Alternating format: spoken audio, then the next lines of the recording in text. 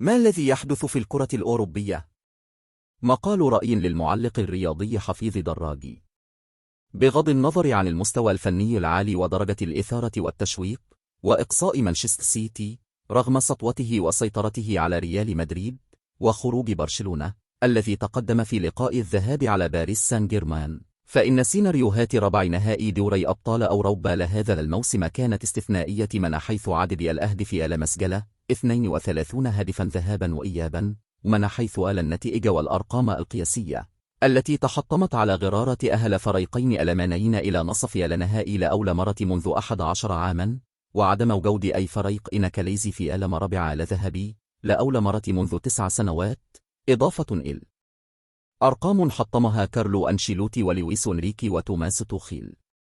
ما فعله ريال مدريد بحامل اللقب مانشستر سيتي هو السادس من نوعه في تاريخه، عندما كان يطيح البطل كل مرة ليبلغ نصف النهائي للمرة الرابعة على التوالي، وال12 خلال المواسم ال14 الماضية، حتى كادت تتحول تسمية مسابقة دوري الأبطال إلى دوري للريال، نسبة إلى لقبها وعدد المرات التي بلغ فيها الأدوار المتقدمة، حتى إن مدربها كارلو أنشيلوتي أصبح ثني مدرب بعد غوار ديولاي بلغ نصف نهائي المسابقة القارية، وثني مدرب يقود فريقا واحدا إلى نفس لدور من البطولة بمسماها لحالي بعد أليكس فيرغسون مع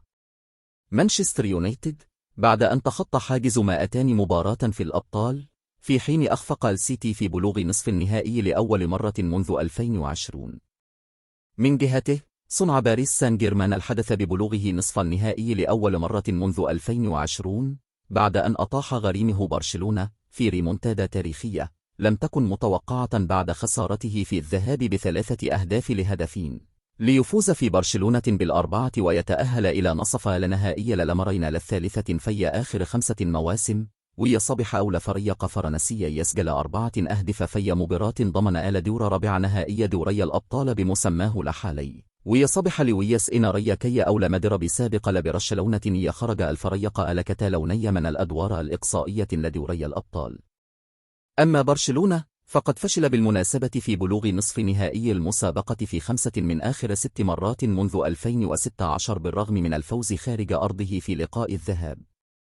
الألمان صنعوا الحدث رغم تراجع وتباين مستوى ونتائج بايرن ميونخ وبروسيا دورتموند في السنوات القليلة الماضية، حيث تمكن العملاق البافاري من بلوغ نصف النهائي لأول مرة منذ موسم من 2019 إلى 2020، ويتسبب في خروج أرسنال في 3 من آخر 4 مرات خاض فيها دور ربع نهائي، وصبح لمدرب توماس توخيل أول مدرب ألماني بلغ نصف نهائي دوري الأبطال مع 3 أندية مختلفة هي باريس سان جيرمان وتشيلسي وبايرن ميونخ.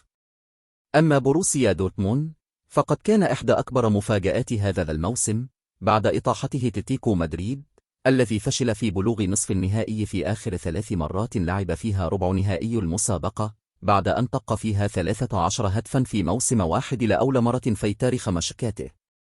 تألق ريال مدريد وإخفاق الأندية الإنجليزية صنع الحدث هذا الموسم، بينما لم تقتصر صحوة الكرة الألمانية على البايرن ودورتموند في دوري الأبطال، بل تعدتها إلى الدوري الأوروبي بفضل بايرن ليفركوزن الذي بلغ بدورها نصف نهائي المسابقة للموسم الثاني على التوالي بعد تتويجها بلقب بوندسليغا لأول مرة في التاريخ بشكل استثنائي أيضا، وهو الذي أصبح أول فريق أوروبي يتجنب الخسارة في 44 مباراة متتالية في جميع المسابقات في انتظار تحقيق أول لقب أوروبي، بينما تبقى احتمالية للتتويج بدوري الأبطال مفتوحة على كل الأندية